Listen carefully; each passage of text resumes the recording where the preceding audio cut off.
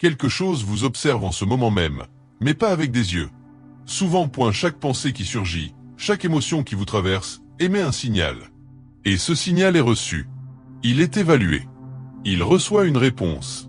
Il existe quelque chose qui vous reflète silencieusement, un champ invisible qui traduit vos intentions en matière. Il ne juge pas, ne punit pas, ne pardonne pas. Il ne fait que refléter. La plupart des gens vivent sans se rendre compte qu'ils sont évalués à chaque instant, non pas par un Dieu lointain, mais par la vibration qui anime l'univers lui-même. C'est pourquoi beaucoup se sentent piégés, comme pris dans un cycle sans fin. Ils ressassent les mêmes histoires, les mêmes peurs, les mêmes occasions manquées. Le champ magnétique reflète simplement le schéma que vous émettez, tel un écho quantique immuable. Mais il y a quelque chose de plus subtil, presque cruel, dans ce jeu invisible. Le terrain ne répond pas à vos souhaits, mais à vos véritables sentiments. Vous pouvez dire que vous désirez la paix, mais si vous projetez de la tension, l'environnement l'interprète comme une guerre. Vous pouvez affirmer l'abondance, mais si vous dégagez une impression de pénurie, l'environnement la traduit par un manque. Ainsi, des milliers de personnes continuent d'essayer de changer la réalité par les mots, alors que ce qui façonne la réalité, c'est la cohérence entre ce qu'elles ressentent, pensent et respirent. Imaginez un miroir qui ne reflète pas votre visage, mais votre fréquence. C'est elle qui vous observe. Chaque instant, chaque distraction, chaque choix laisse une empreinte énergétique qui façonne votre avenir à votre insu. Vous êtes-vous déjà demandé combien de fois l'univers vous a renvoyé exactement ce que vous essayez de vous cacher à vous-même? L'observateur n'a aucune échappatoire, car l'observateur est le champ lui-même. Et le champ, c'est vous, qui vous observez de l'extérieur, attendant que vous vous aligniez de l'intérieur. Peut-être que ce que nous appelons destin n'est pas un plan écrit, mais le reflet précis de ce à quoi nous nous accrochons en silence. Lorsque ce silence change de ton, le monde entier se réorganise pour l'écouter. La question n'est donc pas de savoir s'il vous surveille. La question est, que voit la réalité en vous en ce moment? Le plus déconcertant est peut-être de réaliser que la réalité est toujours en résonance avec nos propres vibrations. Elle ne se laisse ni tromper ni distraire.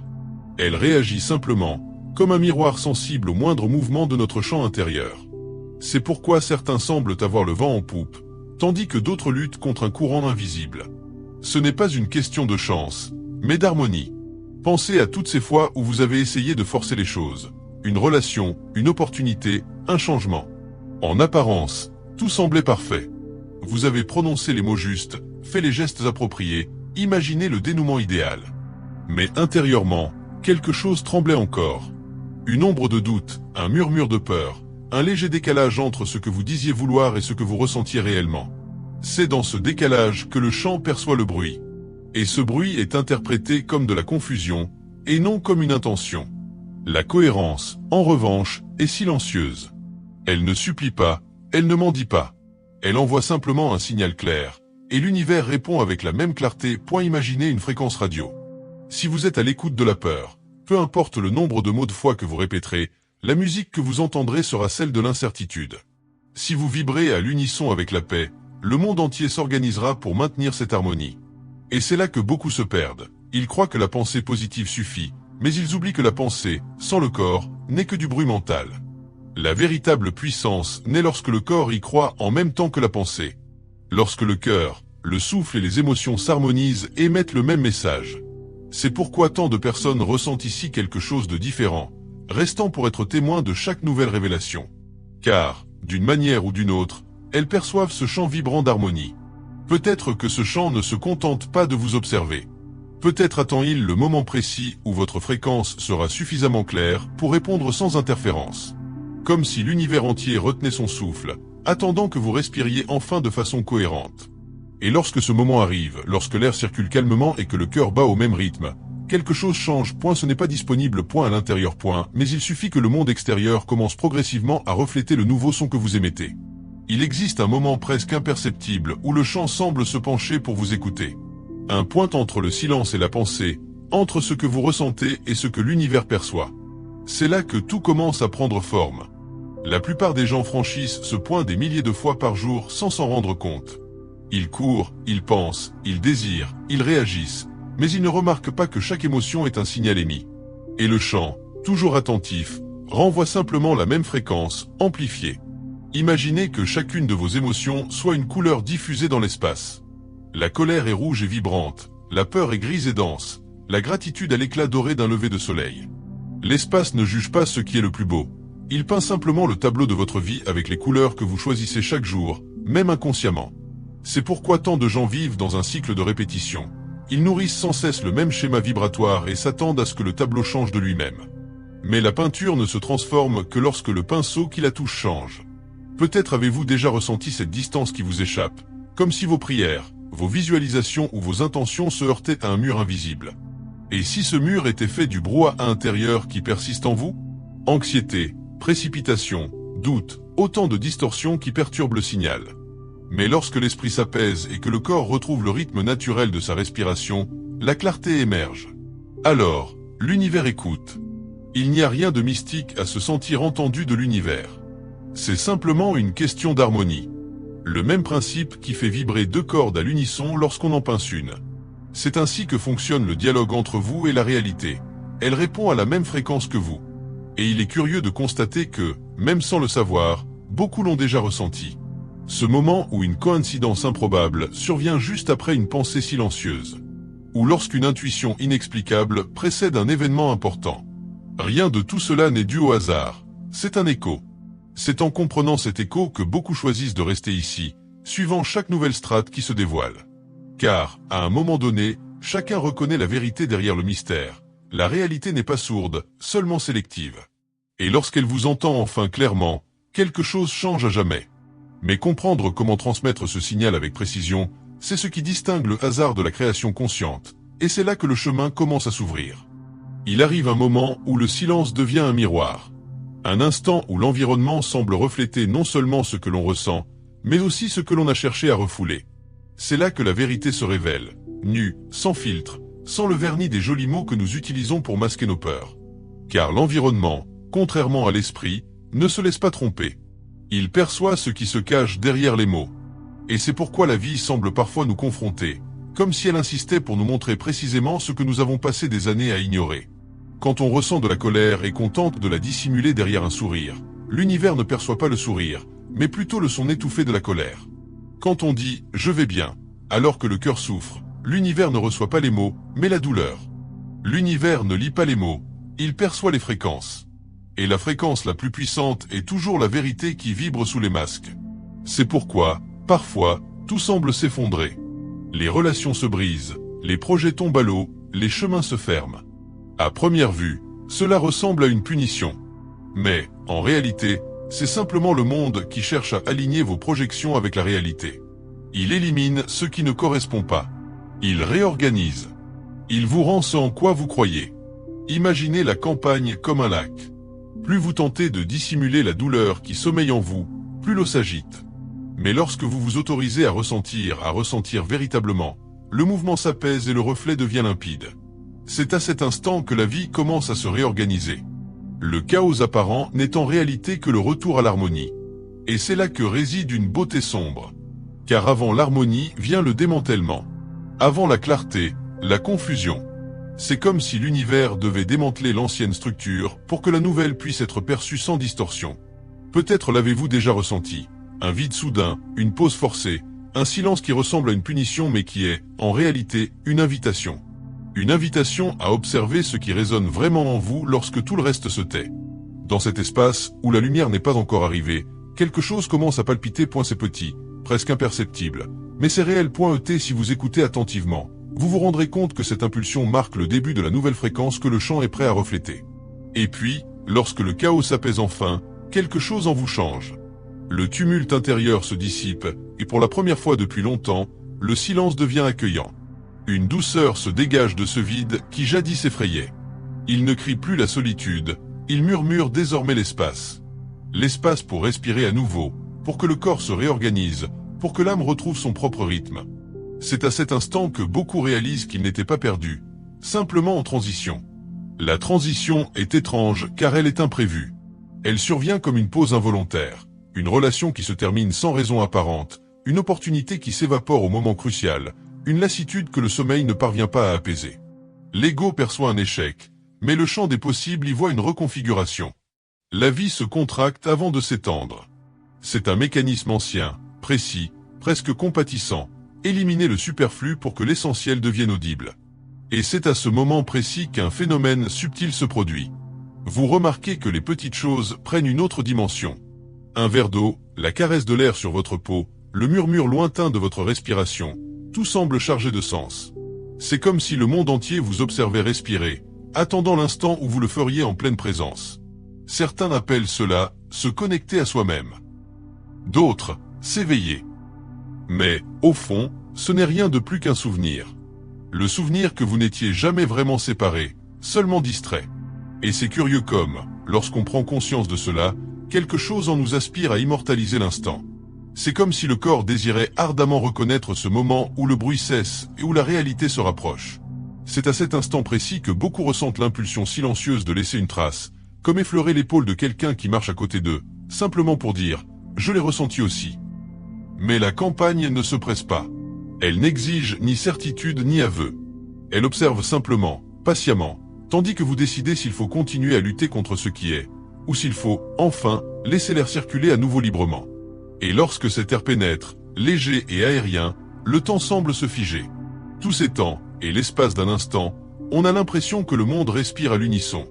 Il y a quelque chose de sacré dans cette synchronicité. Une quiétude si intense qu'elle est à couper le souffle, car c'est précisément à ce point de calme que la réalité commence à se plier, lentement, au son de sa nouvelle vibration. Lorsque vous commencez à respirer consciemment, le champ se transforme.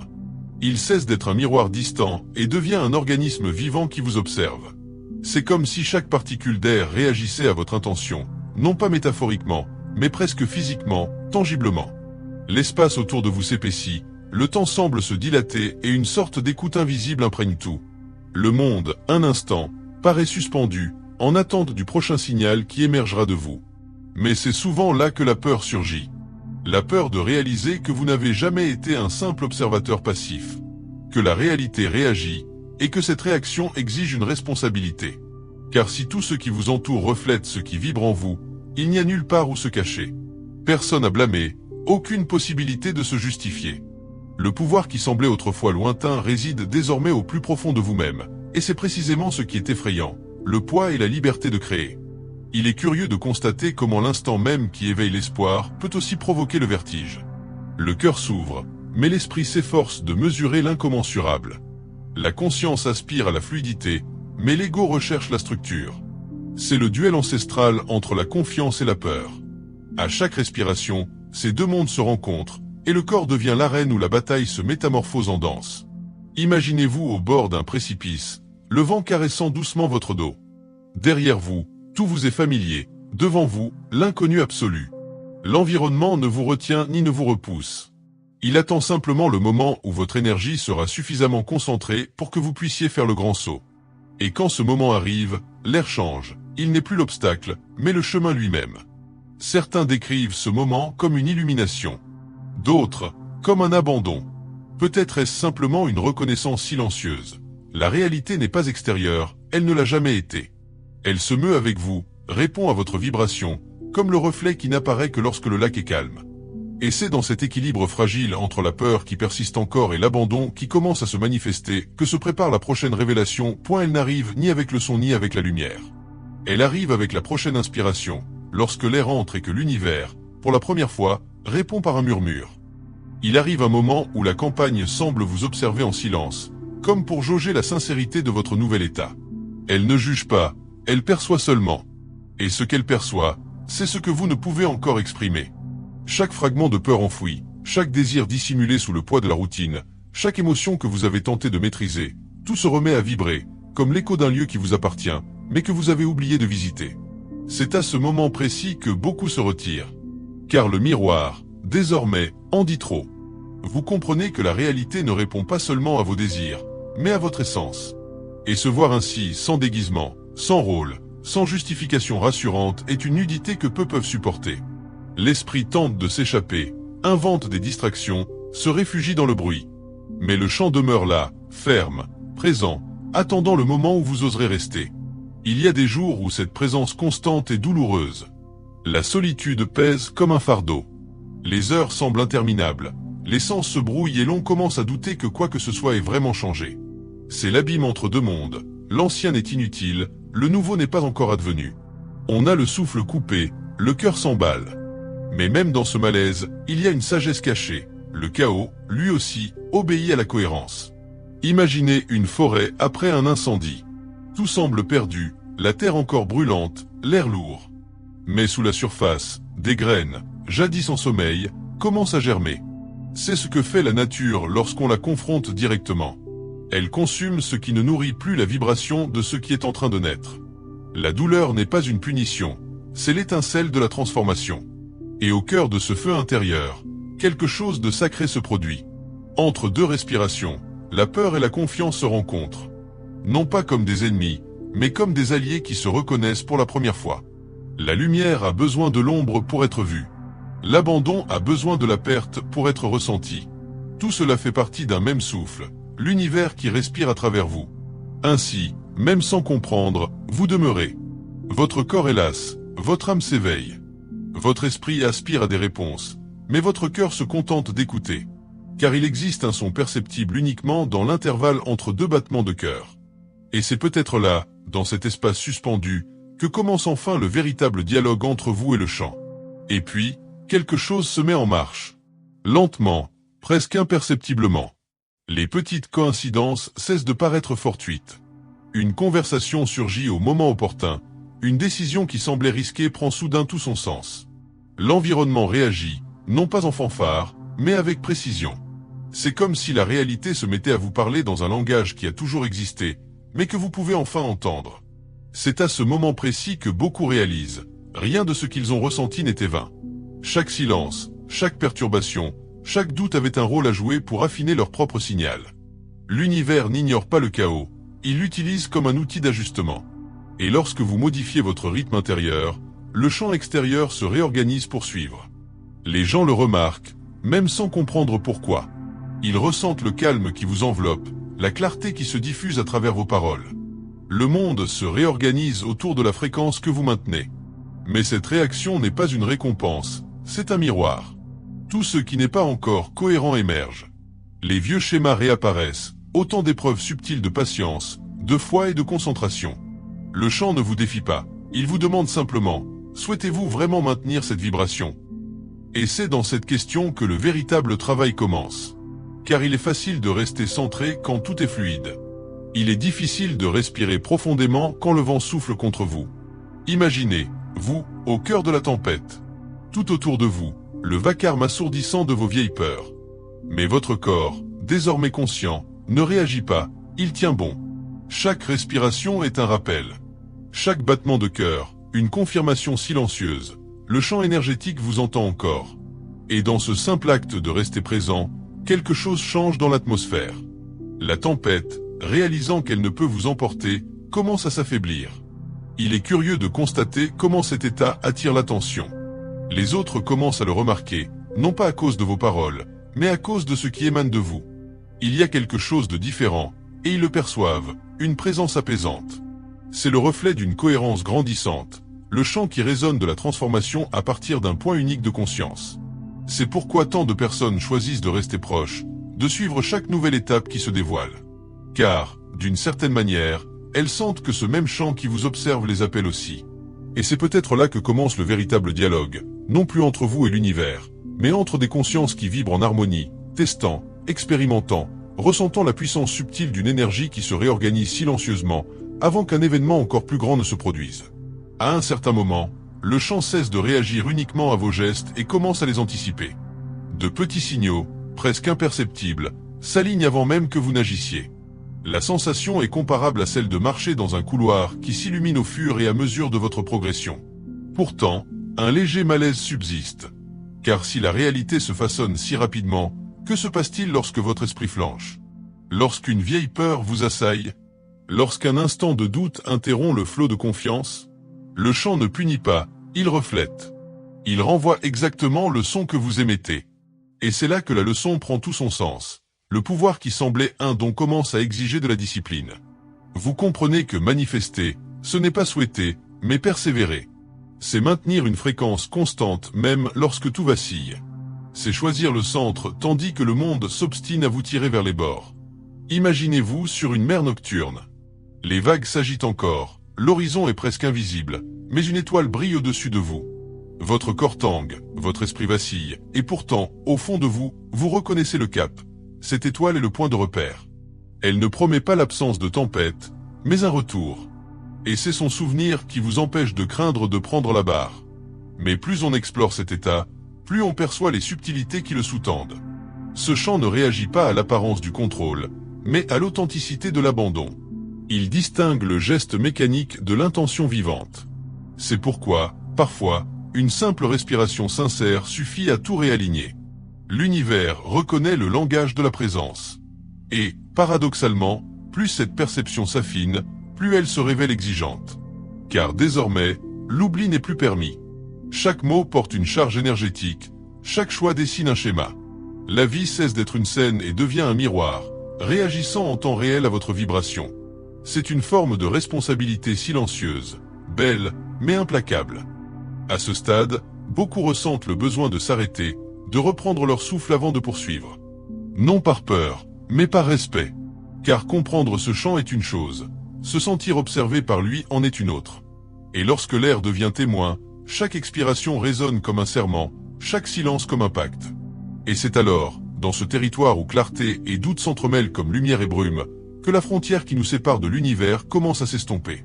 La campagne cesse d'être extérieure. Elle vibre en nous, et l'étape suivante, bien qu'invisible, est déjà visible.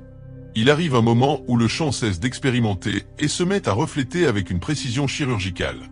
Chaque nuance de votre état intérieur se projette vers l'extérieur, comme si la réalité elle-même respirait à vos côtés. Et cela change tout. Les coïncidences deviennent trop fréquentes pour être ignorées, les signes trop subtils pour être de simples hasards. La vie semble répondre non pas à vos mots, mais à la fréquence à laquelle vous les prononcez. C'est comme si l'univers observait votre silence plus attentivement que vos cris. À ce stade, la frontière entre création et conséquence s'estompe.